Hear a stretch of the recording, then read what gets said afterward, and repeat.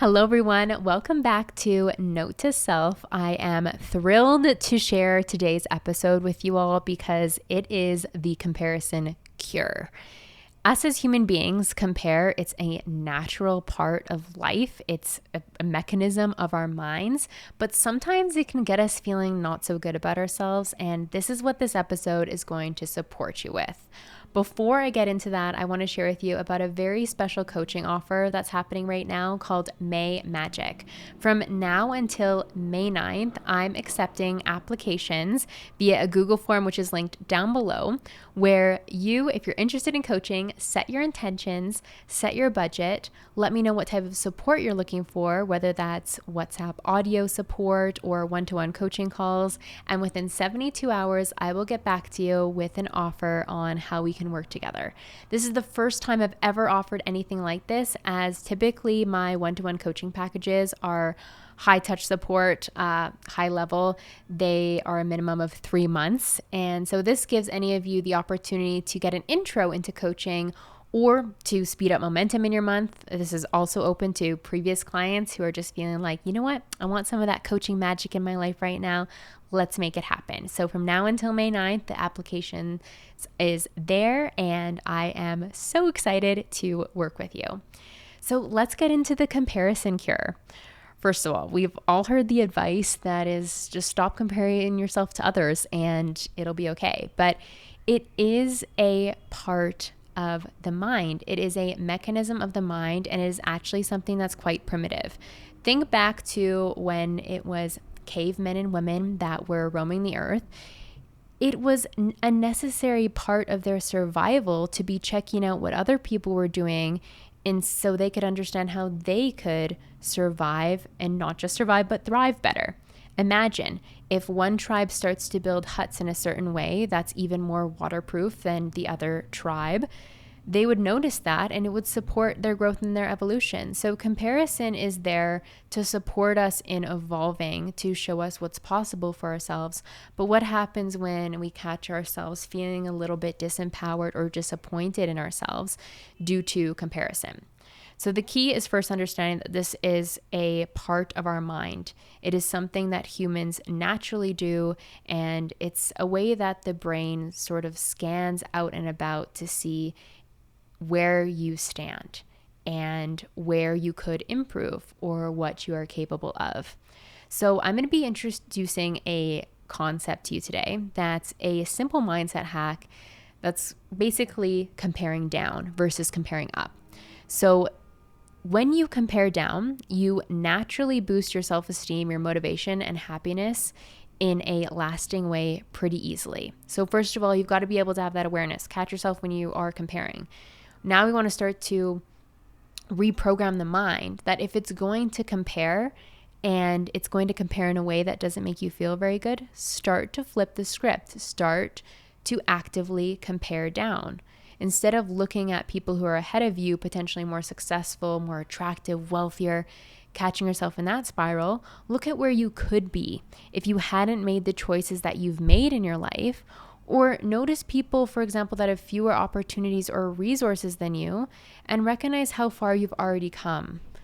This will automatically start to create feelings of gratitude for yourself and your journey, which will start to overall shift your state of being and how content you feel in your own life. So studies show that when cultivating gratitude, which comparing down naturally triggers, is that it boosts happiness up to 25%. Who doesn't want to feel 25% more happier? Well, if you catch yourself in a bit of a downward spiral, start to compare downwards versus compare upwards and become aware of those comparisons that you're making. And when you start to recognize how far you've come, make mental notes about that. Us as human beings, we can be so forward focused that we forget to notice that we've grown and evolved so much in the last 4 weeks, right? The last month, so much has changed. Well, what about the last year? Well, what about the last 10 years? What were the big things that you did for yourself that have resulted in incredible changes that have allowed you to be a much more happy, free human being? So the next thing I want to share with you is that Turning this into a journal prompt or just overall gratitude practice can be very, very supportive for you. So think or journal into those times, such as, I'm so proud that in the past I made XY decision to radically change my life. I'm so grateful that I made that leap of faith. I'm so grateful that I walked away from that job that was absolutely soul sucking. Get into a practice of reflecting on how far you've come, right? Comparing down where you are now versus where you've been. And this will start to integrate deeper levels of self-worth and confidence in yourself. Naturally, comparing down creates more confidence. And especially when we are tying that confidence to ourselves and really connecting with that self-talk, self-love, like, I'm so proud of you for doing XYZ. I'm so proud of you for how far you've come. I'm so proud of you for letting go of what no longer served you. That integrates a deeper level of trust and fulfillment in the relationship you have with yourself. So some real life examples of how you can apply this, I'm going to share them with you just so that if and when that comparison trap comes up, you know how to cure it. So in career, for example, you might see a CEO and think, I'm nowhere near that level. The shift is, remember the version of you who once dreamed of landing your current job. You're living what you used to wish for. And also know that anything that you desire is possible for you. Maybe that trigger in itself of seeing a CEO and comparing yourself to that point where it doesn't make you feel good, maybe that's igniting a heart's desire of yours. Maybe you are ready to create that next leap for yourself by applying for that next level job or deciding to really go for that promotion. It's all feedback. So start to intake it differently and start to reflect on how far you've come and thus showing yourself what you're capable of. So fitness. Let's say you're scrolling Instagram and see fitness models. The shift is, compare yourself to your own starting point. Maybe 6 months ago, you couldn't run 5 minutes and now you're running 30 minutes.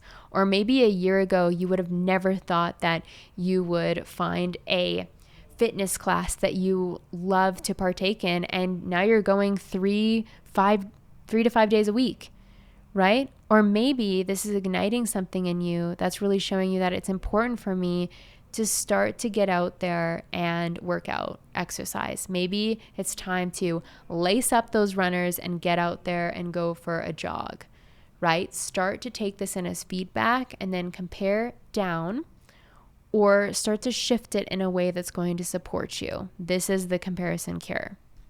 Next, let's give the example of money here. You see someone traveling first class everywhere. We see a lot of this on Instagram. Now, remember when, for example, you were drowning in the debt of student loans and now they're completely paid off.